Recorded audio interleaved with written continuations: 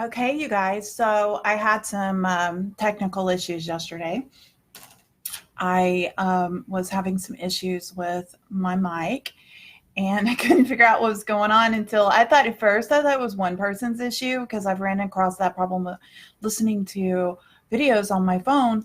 And then when other people started chiming in saying that, they couldn't hear me, I realized that it was a problem on my end. So I do apologize for the mic issues yesterday. So we're going to approach this situation, this conversation that we were going to have yesterday. And it's really interesting because some other stuff has came up since then. And so it's kind of given me a lot more to talk about. So I just wanted to, again, apologize for yesterday and the mic issues. So thank you for joining me today and listening in on, what's going on and overcoming these issues.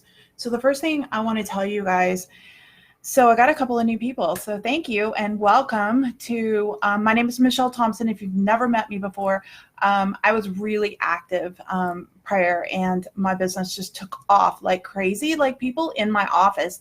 And so I've had to spend a year like really kind of reorganizing myself, hiring a business manager and saying, okay, what do I do? It was crazy. But yeah, so here we are. I'm going back. I'm going to start making a commitment to try to do this in the mornings.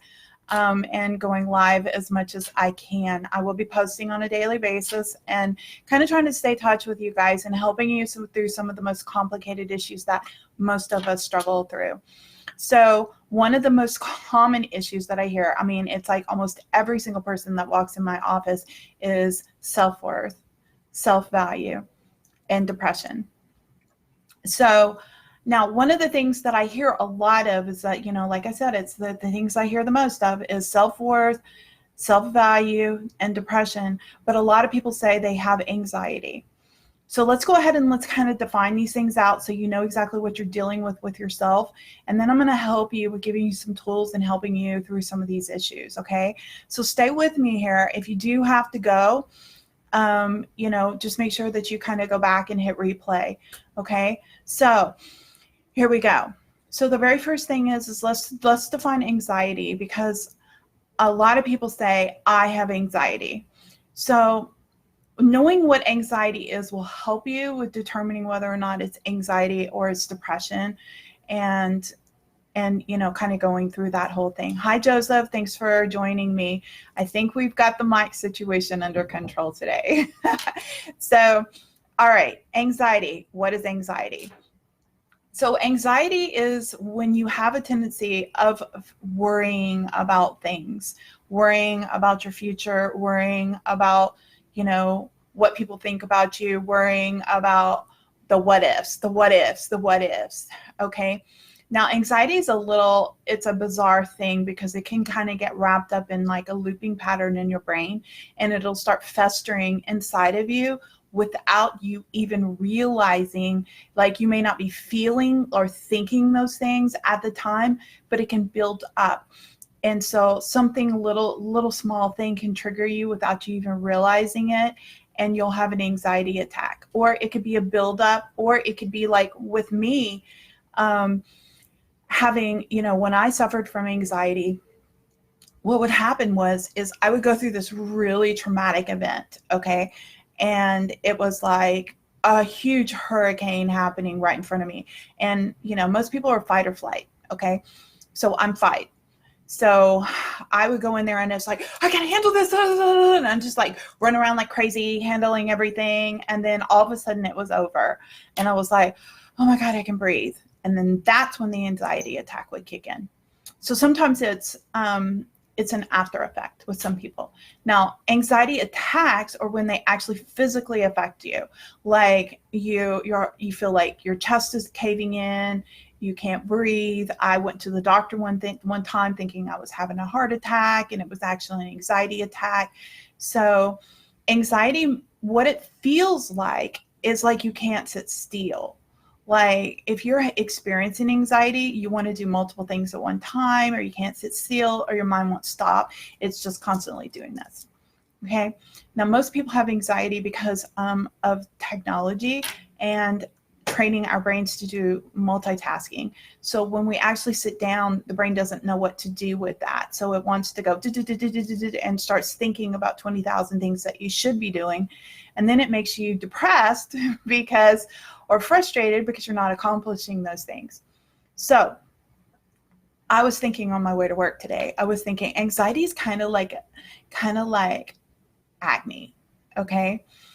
It's, I know that's a weird comparison, but it's kind of like that, because it may not be, it's like, it has to be managed. Okay. It may not go away because you've got a lot of like overproductive what is it called? Anyway, overproductive cells that produce all this sebum. I think that's what it's called, sebum. And you start producing a lot of like stuff, and it causes like, these bumps, and some people it's whitehead, some people's blackhead, some people's just over a lot of oil in the skin, but it can be managed. Okay. So I want you to kind of understand it from that perspective, is that anxiety could, a lot of people say it is like it's inherited, or it's in your DNA, or it's genetic, or whatever. I think that anxiety has to do with the time that we live in. I think that if you were born in the 1950s, or you lived in the 1950s or 1960s, I think a lot less people had anxiety because we didn't have so much going on with all the, all the technology and everything. So anxiety is something that's pretty well spread. I mean, most people have it. So thank you. Hi, Linda Dunklin. I haven't seen you in a really long time. Nice to see your beautiful face.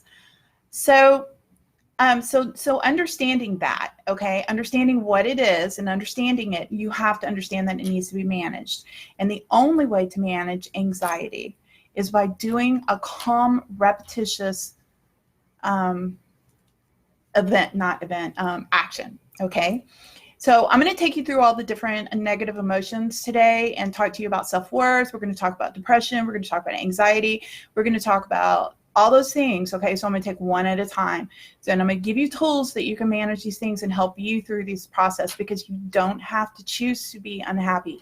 You can actually choose to be happy. You can actually choose to be in a good space, but it's going to take effort on your part to make some changes in your life. Okay. So let's go and let's get started. Okay. So anxiety. The tools that you need for that is you need to be doing positive, repetitious actions, okay? Positive, repetitious actions. So what do we do when we have anxiety? Typically, we do negative, repetitious actions. Man, I'm having tongue-tied today. So what do? We bite our nails. We sit there and eat a bag of chips nonstop. So it's like hand, mouth, smoking cigarettes. Some people try to numb it. So they drink or they do drugs. But most people have a tendency of doing some kind of repetition. Most of the time it's like this, okay? And if you think back when you were a baby, you had a pacifier, so you're like, and then when the pacifier got taken away and you start crying because you're overstimulated, your mom would do what? They would give you a teething tool, or she would give you like little cookies, like little teething cookies, or they would give you like a whole plate full of, or a little thing full of Oreos, or not Oreos, Cheerios, or, some sort of little kiddie snacks. So you learned that this made you feel better, but this is what I call a negative repetitious act. Okay. So if you're biting, you're pulling your hair, some people do this, some people do this, some people tap, some people sit there and just, and so negative repetitious actions are what typically people do when they're experiencing anxiety. So the cure for anxiety is when, hey, how are you, Roger? So the cure for anxiety is when you actually do a positive repetitious act, and that will help. And that's how you manage the anxiety, because if you do that, your anxiety just kind of like starts to flow away and you don't experience it like 24/7. It just kind of comes in little small areas, and then you know what to do when that happens. So your typical thing that most people tell you that, a way to manage your anxiety is through meditation. But there's a lot of different ways that you can manage your anxiety. So one of the things is that you can do something artistic. So maybe if you're an artistic person, you might start painting. So anytime that you're doing something where you've got a lot of focus, okay, and you're putting a lot of focus and a lot of intent into something, your mind kind of starts to produce a lot of dopamine. And dopamine is the answer, okay? Dopamine is the answer to anxiety. It's not pills. It's the natural release of dopamine that gets released from the pineal gland. And that is the answer to your anxiety, is to naturally produce the dopamine. Now, what we want to do is do something that's repetitious. So maybe you're a crafty person. So you might not, my mom has a Cricut and she has some other things like the next version up of those things, So what you want to do is do these positive repetitions of something that is going to aid in getting rid of this anxiety. Okay. Negative repetition for you guys that are just coming in, negative repetitions of the action. Anxiety actions that are associated with that is negative repetitions, like, eating, constantly doing this, smoking, biting your nails, pulling your hair, tapping. You find that if you're experiencing anxiety, you've got, some people sit there and play video games, and so basically that is what anxiety looks like. Okay. So your answer to anxiety is to get a huge dopamine release. Okay. You want to get a huge dopamine release through the pineal gland naturally, and that's going to come from doing positive, repetitious actions that are very calming to the mind, that has more focus. Okay. So we're looking at painting, woodworking, doing anything that's creative. If you have crafty machines and stuff, or you make things, or if you sew, if you needlepoint, or, anything like that. Now, it's not just creative actions. Okay. That's just a thing that you can do. Meditation is another one. It doesn't really take much of, a 5-minute breathing exercise twice a day will make huge changes in your life. Something really simple. All you have to do is breathe in, count to 5, hold it for 5 seconds, and then breathe out really slowly, counting to 5. Pretty simple exercise. Do it for 5 minutes. Boom, your anxiety's gone. Promise you. You try it. Don't worry about what you're thinking about. Okay? Just think about counting. Okay? I hear all the time from people like, oh, I can't meditate. I try, but I can't. Just do 5 minutes. Okay? Everybody can do 5 minutes. And everybody can count. So if you can count, you can meditate. Okay? We're not trying to connect to your spirit guides. And walking in natural environments. Absolutely. That was one of the ones that I was going to tell you. Thank you so much, Linda, for bringing that up. So one of my favorite things to do is to go hiking. I have 2 really big dogs, and they love it because I can, there's a trail and I can set them free and they get to run. So we will go hiking for like half a day or all day. I don't even know how I last. It's crazy. It's because I've got such a dopamine release, because I have like lower back problems. And for whatever reason, it just doesn't seem to, like, in that environment, it's like I'm okay. And I'm so focused in on the beauty and the birds and watching my dogs. Oh my God, they're having so much fun.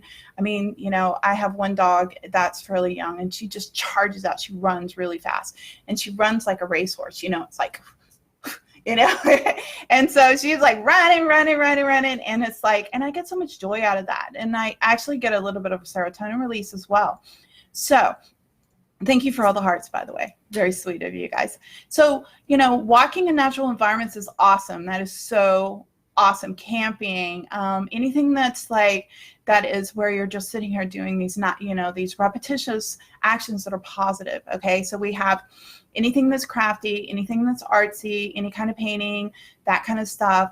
The second thing is going to be meditation. The third thing is going to be walking in natural environments. Absolutely. I encourage walking in general. Okay.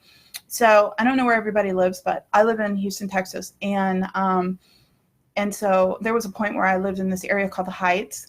And sometimes I would just, there was some, it's very like cottagey kind of thing. And so it was just really nice just to kind of like walk around And even though it's city, I still enjoyed it, and it was really good for me. So walking in general outside is a very good way to manage your anxiety. So we have meditation, we have walking outside, or just walking in natural environments. And you're coming to Houston on Sunday? Oh my God, I wish that I could see you, but I'm off on Sundays and I already have plans. That would have been nice though. Definitely like IME next time that you're coming in Houston though, okay? And maybe we could sit down and chat. So anyways, so we've got creative activities, okay? So we're talking about, for you guys that are just popping in, ways to manage your anxiety, because we're going to go over all the negative emotions today, okay? And I'm going to give you some tools on how to manage these things. So managing these negative emotions. So we're talking about anxiety right now. So negative repetition, what do? Normally we sit here and eat, or we smoke. I used to be a smoker, okay? So, and I suffered from extreme anxiety. Man, I was anxiety queen, man. I'm serious. And I'm telling you, it's kind of like acne, you know? It's like you, or herpes, you know? It's like you have it for the rest of your life, right? I will not say that I have, that anxiety has eluded me like completely, because I still experience it, but it doesn't control me. I manage my anxiety. And so sometimes I'll find myself, biting my nails. Okay. That's kind of my nemesis. I used to be a smoker, but I don't smoke anymore. And, but it was, that was one of my things. And there was a point where I was actually doing this. I was like kind of turning into I was like pulling my hair, like I could feel the little like bumps in the hair and stuff. And I started like pulling it out, and I was like, oh no, I can't go there. I'm going to end up being bald. So I was able to stop that. But once I learned how to manage it, I mean, I would say 99% of the time, maybe 95 to 99% of the time, I'm pretty zen, because I'm really good about managing it. So another thing that we can do to manage our anxiety is to, besides the meditation, besides the walking outside, besides the creative activities that you can do, another thing you can do is to do things like yoga or Tai Chi. Okay, so these are some things that we can do. Okay, so again, anxiety is a little bit different. Okay, again, it's like acne, herpes, some sort of weird virus, whatever. It's kind of one of those things you just have to manage, okay? It doesn't have to be something that you own. You do not have to take ownership of it. I don't walk around saying, oh, I have anxiety issues, I manage my anxiety, and I stay fairly like calm and zen and real, like, I'm pretty chill most of the time. So the anxiety is very managed, and so I don't have anxiety attacks. I will find that sometimes I'll sit there and and I find that sometimes that happens like when I'm watching a really good movie. So I get anxiety about the movie, like what's going to happen next, It's like, especially if I get like a really good government kind of like spy movie and something's going on, it's really action packed, and I'm like, oh God, what's next? And Shane's over here being commentary going, oh my God, da, da, da, da, da, and so I'm getting all like, I'll find myself biting my nails. So, but it doesn't have to be a negative thing. Okay. You don't have to take ownership of this. It's just something that you manage. Okay. Understand that if you just do one little simple thing, okay, you guys, just make it a habit of incorporating some tools into your life. Get into the habit of doing certain things. Personally, I think that if you meditated 5 minutes a day, and you did that 5 minutes a day for twice a day, okay, and you did that for 5 minutes, and all you do is just breathe in, counting to 5, hold it for 5 seconds, breathe out, count to 5. Don't worry about if you're thinking anything. Just think about the numbers you're counting, and do that for 5 minutes. I promise you, you'll feel like a different person. Okay, let's move on to the next one. Okay, so depression. Ooh, this is a tough one. So a few people that I know have popped in here, people I've known for a really long time. And by the way, I didn't say hi to you because a few times when I've said hi to people that I've known most of my life, they got all embarrassed and hopped off and got, so it's, a lot of times people want to be anonymous. So unless you actually say something in your comment, I'll probably, I just want to acknowledge I saw you. It does tell me who does come in. So a few people that know that have known me for most of my life have known that I've suffered from depression. Depression was something that seemed to take a hold of me, I would say at least half of my life. And so this kind of leads into the self-worth issues, okay? Because my self-worth started to suffer because of that. And so it was the first part of my life was really tough, okay? Because I didn't know what to do with all of this. And I kind of took ownership of it. Like I was telling you guys, don't take ownership of your diagnosis, okay? I felt like sometimes when I would go into these really low spots where I'd really get down and really low and really heavy, and I always wanted to retreat. I wanted to isolate, and I could isolate for a period of time and nobody would notice, and then that would really get me even more depressed. And nobody seemed to care. Well, they didn't care because they didn't know, because I was isolating, and also too because they had their own set of problems. Okay, I honestly believed at one point, I kept on thinking that somebody was going to come in and rescue me. And so one of the things that you need to realize is that nobody's going to rescue you. And I don't mean that as to try to like hurt your feelings. I mean that like there's nothing that somebody can't do the work for you. You're going to have to do the work yourself. Depression is a little monster that can literally, it's like a dark cloud that will take over. And it feels like when you're sitting in it that you can't get out of it. It's a really hard thing. And if you've never experienced depression, you don't know what it's like.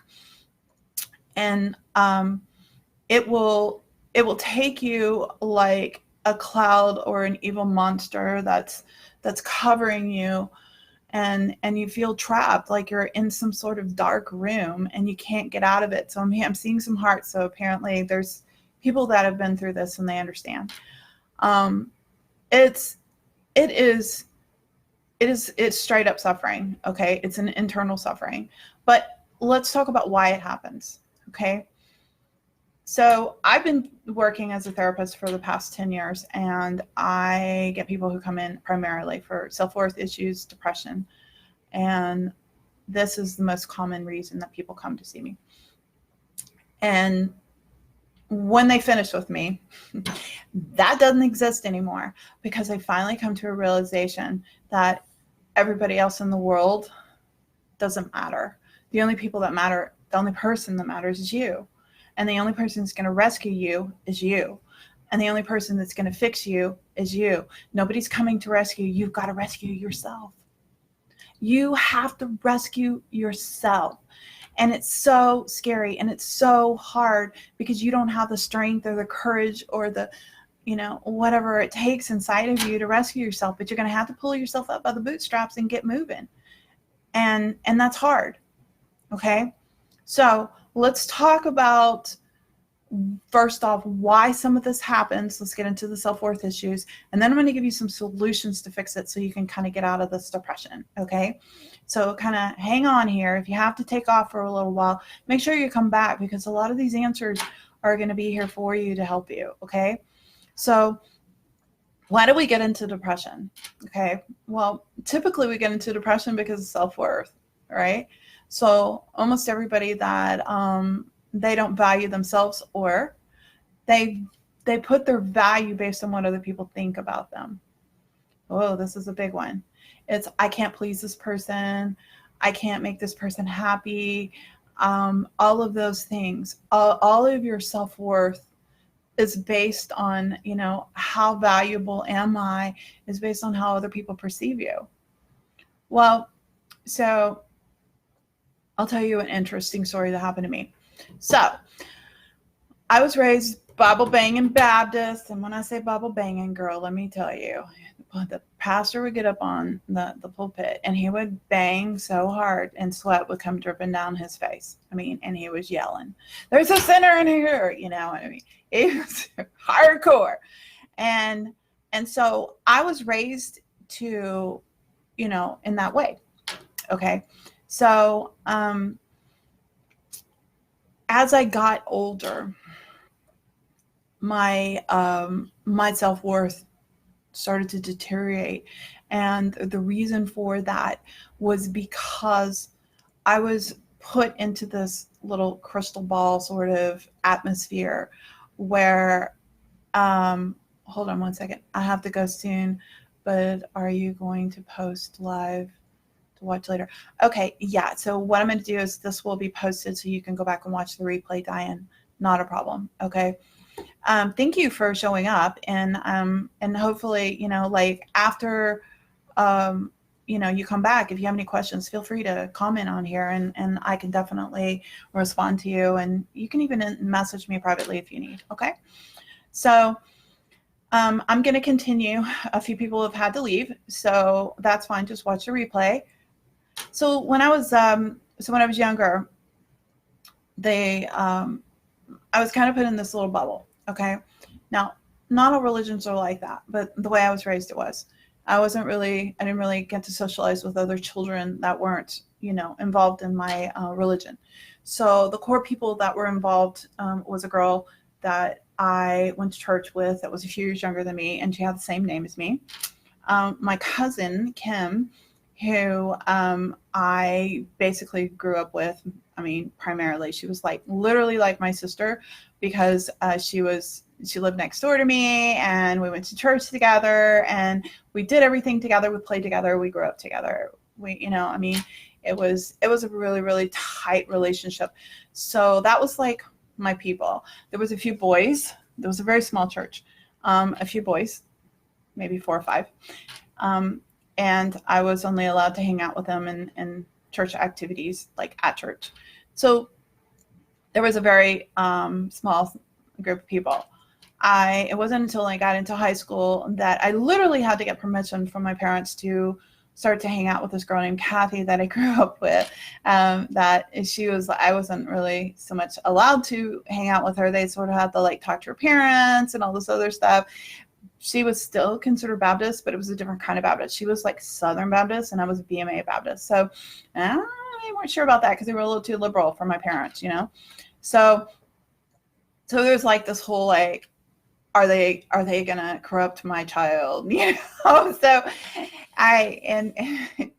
and she was wild too, by the way. She kind of exposed me to the world a little bit. So they had a right to be concerned, but you know, anyway, so they approved it. And I got to hang out with her, but she was like the only other person that was outside of my little bubble that I was allowed to. So after I graduated from high school, I went out into the world, and I tried to, this whole church thing kind of collapsed on me because I started discovering a lot of hypocritical stuff, and a lot of bad things were happening. And I was just like, I couldn't deal with those people. And when I got into the world, you know, and I got my own apartment, I started working as a hairdresser. I'm not a hairdresser anymore, by the way. And I was out there, you know, doing my thing and stuff. And as I'm doing it, it was just so much pressure because I didn't know how to relate to people. And I just couldn't relate to people. I mean, here I was like, in my mind, I was like, okay, this is the world. And yet there was this whole other vicious, scary world out there. And it was really hard because I didn't know how to deal with that. And people were like making comments to me like I was so weird. And then, of course, you know, I decided to sort of ostracize the whole religious thing.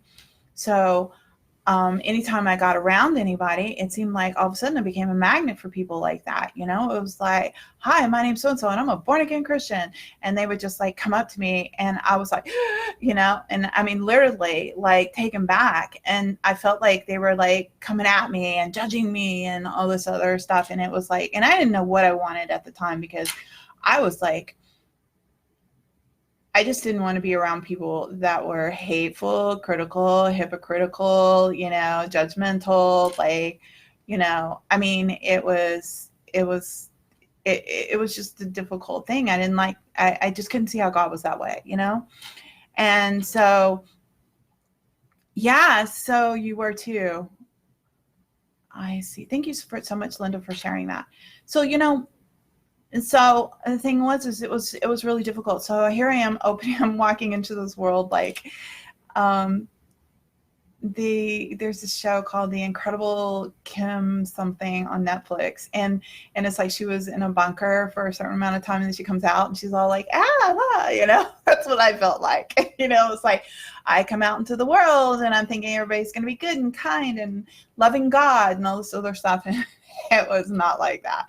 And so it was scary. And then the people and then it was like every hypocritical, crazy Christian was coming after me, literally. Like, it was like, hi, my name's so-and-so, and I'm a born-again Christian. And they like, are you a Christian? Have you ever been saved? Blah, blah, blah, da, da, da, da, da, da. And I was just like, and I felt like I was always on guard, I had to defend myself. I had to say, yes, I was saved. When were you saved? I was age of 9. What prayer did you say? Are you sure you did it? And they just kept on and on and on and on and on. And it really like freaked me out. And I was like scared of people. Like I honestly, I was in search for another religion at the time. And this kept on happening to me, and it just kept on happening to me. In the process of this, suddenly I just come into all these crazy gifts. Okay. So all of a sudden, weird shit started happening. And I was like, I didn't know what to do. So I'm making phone calls. I'm trying to find a new religion, in the process. I don't have any friends to relate to. I didn't know how to relate to people. And then now this crazy thing starts happening to me. And now I really couldn't relate. Now you have to understand, this is when I was in my 20s. Okay. I'm 53 now. So it was tough. So made fun of most of my life as a child. And when I was in elementary, because I was tall and had curly hair and there was no blow dryers or curling irons or flat irons. And so my hair looked like Rosanna Dana, all big and poofy. So I was made fun of, told I was ugly. Then I was secluded in a very small cultish like church. And then I come out into the world finally, and everybody's like all judgmental. And it was like a really scary world for me. And I just didn't know who I could trust and I felt like everybody was hurting me. Everybody was destroying me. Everybody was out to get me. Either they were out to get me religiously, or they were out to get me because I'd exposed something that I experienced. And then they were like, you're weird, you're weird. So I need water. So anyway, so then that happened. And then after that happened, I finally, at some point in time, I'd finally decided that I discovered that that I was gonna become a Buddhist. Okay, well, I'm not Buddhist anymore, but I did become a Buddhist for a certain amount of period of time, and I decided that I just couldn't go into this like hypocritical. I couldn't be like the hypocrites that I was dealing with, and there's a moral behind this, by the way. So as I decided to go into this, and I decided I was going to do this, and I got these Buddha beads from the Buddha high priest of some sort. Anyway, when I went through the whole ceremony and the whole 9 yards, and so the whole concept behind Buddhism is you don't worship Buddha. It's just the concept behind it is don't do anything bad. Nothing bad will happen to you. Like, it's avoidance. It's the whole avoidance. That's what it's about. It's don't have sex, don't eat meat, don't kill bugs. It's like a whole bunch of like things. Okay. And meditate and be at peace, love and accept, and da-da-da. And all that stuff is the things that people hear about is a peaceful religion. But it's peaceful because nothing bad ever happens to you because you don't do anything to make bad things happen. It's all about like the right choices. And that was really good for me. Okay.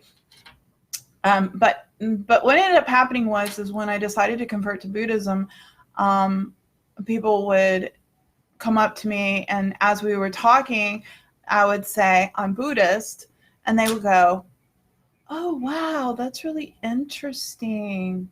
Tell me about that. And I was like, what? And because I owned it. Okay, so you're going to hear me say this a lot. Own it. Okay, own it. Maybe I should make that my phrase all the time, like my tagline. Own it, baby.